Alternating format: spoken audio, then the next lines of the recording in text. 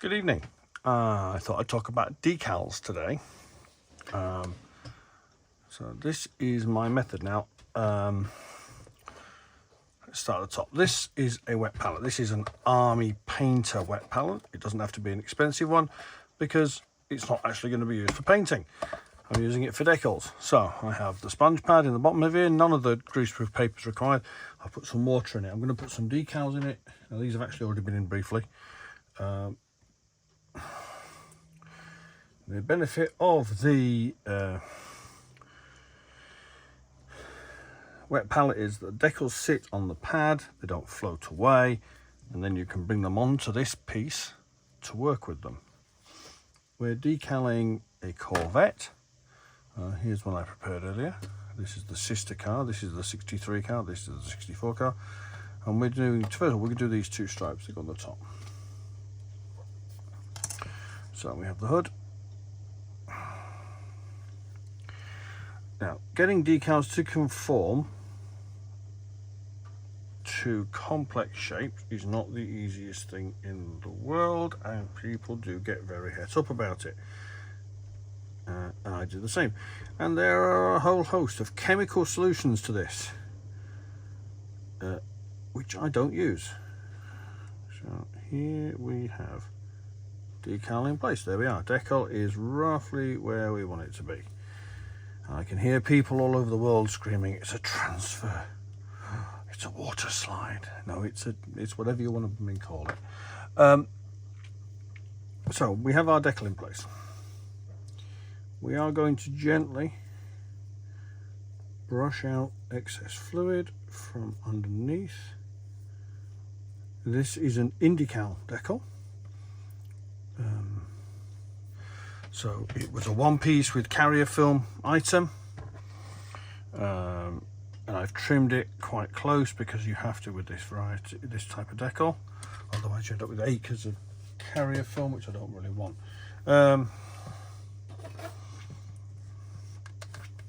This is a hairdryer.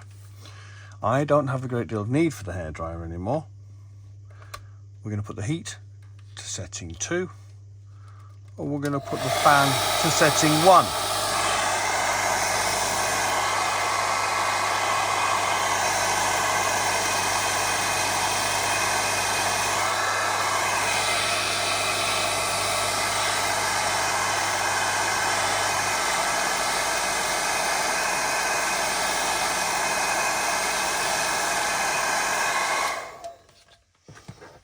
Heat the decal slightly.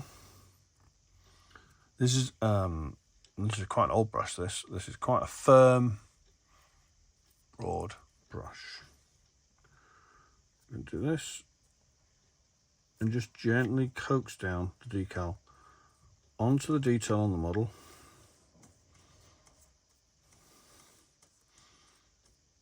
And there are two tricks to this. Don't do too much and keep the brush tip wet so it doesn't drag.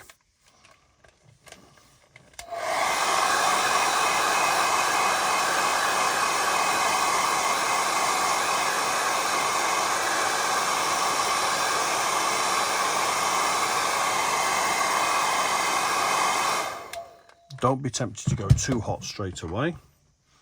The potential is to damage the decal doing that, and you don't really want to do that.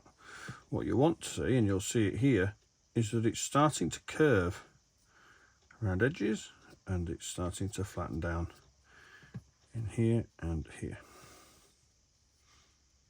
Now, I previously slotted this because there's a ramped section.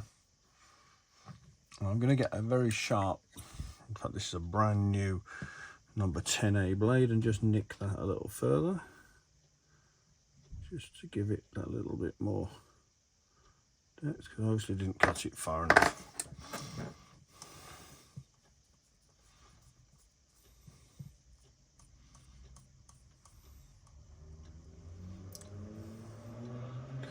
Just make sure we've got this lined up right. I think I've got it in a little bit wrong place. Oh, that went well, didn't it? I managed to crack it. That's brilliant. Not my normal modus operandi, let me just say. There we are, coming down now.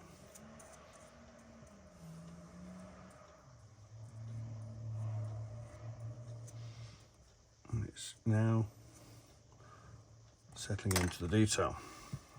At this point you can crank the heat up a little if you want.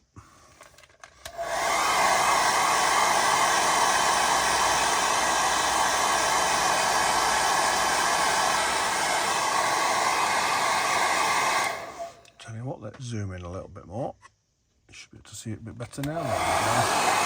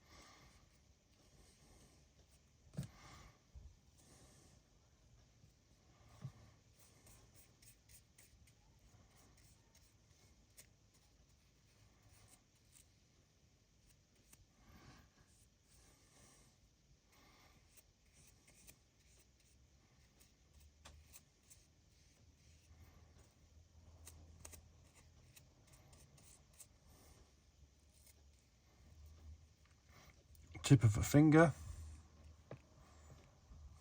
a little bit wet will help as well, because you can feel where that's gone down better.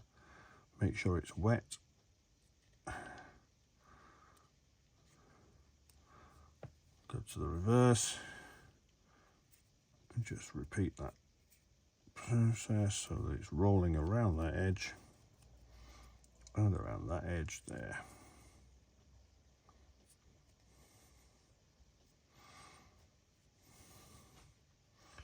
And that is conformed beautifully to the surface detail and can be let to dry for as long as your patience will allow.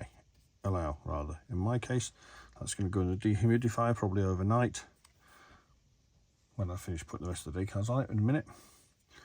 And hopefully, this one hasn't had its sealing coat in its hat, but it has had some paint put in place. It will look like that when it's done.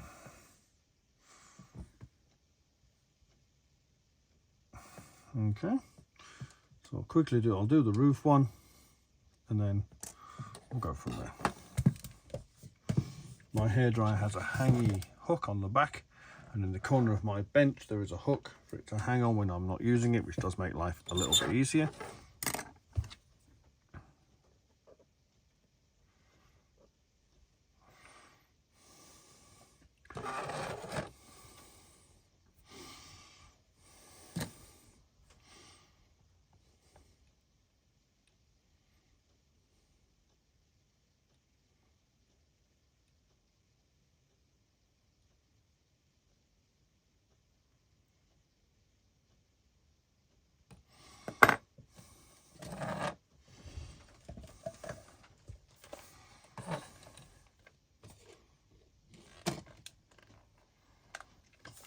It's a little bit far back actually. I don't know if you can see, let's go back to this point here so you can see that's a little bit far back. I need that further forward because it doesn't want to go beyond that lip there, because there's a spoiler, little lip spoiler that goes across the top edge here, and it'll interfere with it otherwise. So